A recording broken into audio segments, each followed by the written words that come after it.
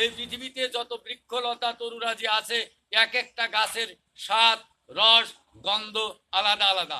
তাই আমরা যে ইকুয়াল মানুষগুলো আছি, এই মানুষগুলার এক একজনের কোয়ালিটি এক এক রকম। এক একজন এক এক পরিবেশ পরিস্থিতির শিকার, এক একজন এক এক সময়ে পৃথিবীতে আগমন ঘটেছে। তাই সব মানুষের মানসিক অবস্থা একরকম হবে না।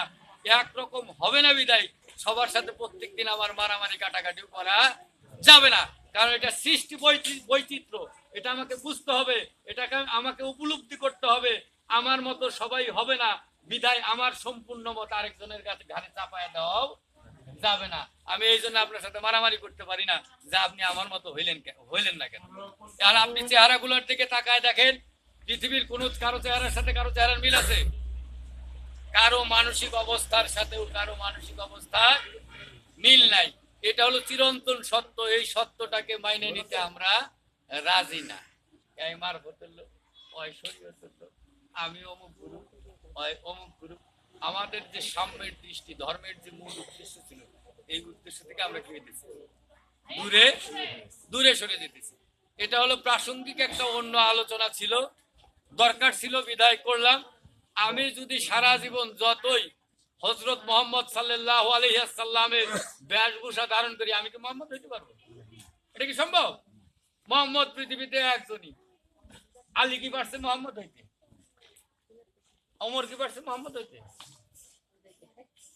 তাইলে আবার আলীর ভূমিকা, আবু বকর কি আলী হইতে পারছে? আবু বকর কি আলী হইতে পারছে? যদি আমি ওইটা হইতে যাই তাহলে নকল করা হবে। কি করা হবে? কিন্তু তার আদর্শটা কি, এটা আমাকে ধারণ করতে হবে মানসিক ভাবে। ধর্ম আসলে কি? ধর্ম কি? ধর্ম কোন শব্দ থেকে উৎপত্তি? ধর্ম ধর্ম করতেছি, ধর্মের নামে আমরা ফেনা তুলে দিচ্ছি, ধর্ম এটা আছে ওইটা আছে। আগে আমরা আমাদের মাতৃভাষায় বুঝে নেই ধর্ম কি। ধর্ম শব্দের অর্থ কি? ধৃত ধাতু থেকে ধর্ম শব্দের উৎপত্তি, যার অর্থ হলো ধারণ করা। আপনি কি ধারণ করবেন? ধারণ কোথায় করে? কি ধারণ করার নাম ধর্ম? আমাদের ধর্ম কি? দ্বীনুল ইসলাম। তাহলে ইসলাম অর্থ কি? তাহলে শান্তি আমি কোথায় ধারণ করব?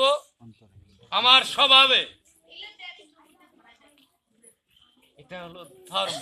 এখানে আর প্রয়োগ পদ্ধতি যেটা বাকি যেটাকে আমরা ধর্ম বুঝতেছি, ওটা হলো ইবাদত, উপাসনা। মহান স্রষ্টাকে, মহান আল্লাহ পাক রব্বুল আলামিনকে ডাকার কিছু নিয়ম পদ্ধতি আছে। এই নিয়ম পদ্ধতি অনুযায়ী যেটা আমরা ডাকতেছি, আরাধনা করতেছি, প্রার্থনা করতেছি, ওইটা ইবাদত, ওইটা ধর্ম না। ধর্ম ধারণ করবে আমার স্বভাব। ধর্ম অর্থ হলো ধারণ করা। কোন স্বভাব ধারণ করব?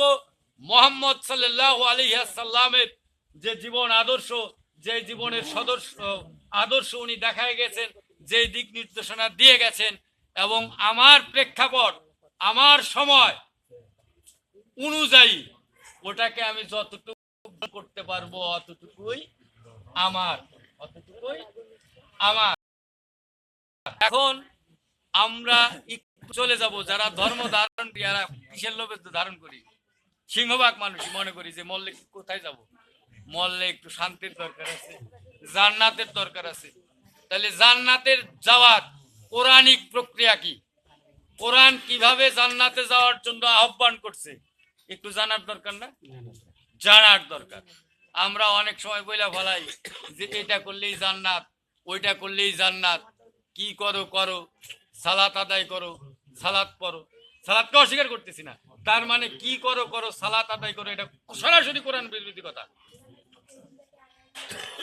আল্লাহ কোরআনুল কারিমে সালাতির চরিত্র কেমন হবে সেটাও বর্ণনা করেছেন। আপনারা কোরআনের ছোট্ট সূরা মাউন, আরাইতাল্লাযী ইউকাজ্জিবু বিদ্দিন, হে রাসূল আপনি কি দেখেছেন কে সেই বেদিন, কে দিনকে প্রত্যাখ্যান করলো? যে এতিমের সাথে রূঢ় আচরণ করলো। তাহলে এনকি বিষয়গুলো কি আসতেছে? কি আসতেছে? সভা।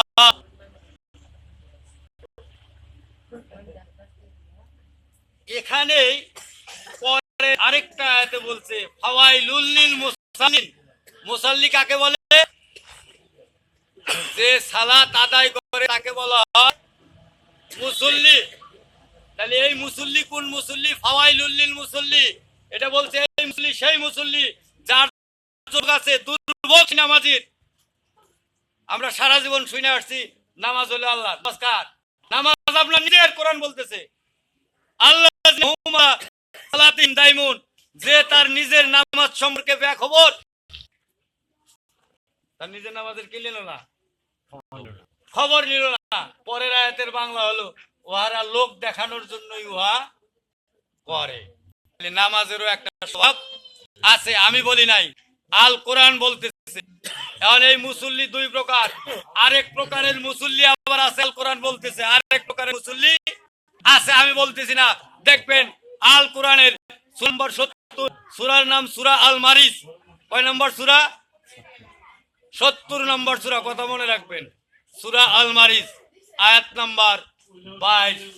ইল্লাল মুসাল্লিন, বাড়ি করেন আয়াত নাম্বার 22। ইল্লাল মুসাল্লিন, তারা স্বতন্ত্র মুসল্লি, তারা স্বতন্ত্র নামাজি, তারাই প্রকৃত নামাজি। স্বতন্ত্র মানে প্রকৃত বুঝাইছে। এরা আল্লাহর কাছে নামাজি, আল্লাহর পার্সোনাল নামাজি। ইল্লাল মুসাল্লিন আল্লাযিনা 23 নম্বর আয়াত দেখেন, আল্লাযিনা হুম আলা সালাতিহিম দাইমুন, তাহারা সার্বক্ষণিক নামাজে রত। তাহলে নামাজ কি, সালাত কি? সর্বক্ষণ। তাহলে আমার জীবন কতক্ষণ? সর্বক্ষণ। জীবন এই সালাত। জীবনকে সালাতের মতো পরিশুদ্ধ করো, জীবনকে সালাতের মতো বিনম্র করো। তোমার জীবনকে সালাত বানিয়ে নাও, তোমার জীবনের মধ্যে সালাতকে প্রতিষ্ঠা করে দাও, তোমার জীবনের মধ্যে সালাতের স্বভাবকে ধারণ করে দাও, তোমার জীবনের মধ্যে পরিপূর্ণ সমর্পণের স্বভাবকে ধারণ করে দাও। এবং মুসলমান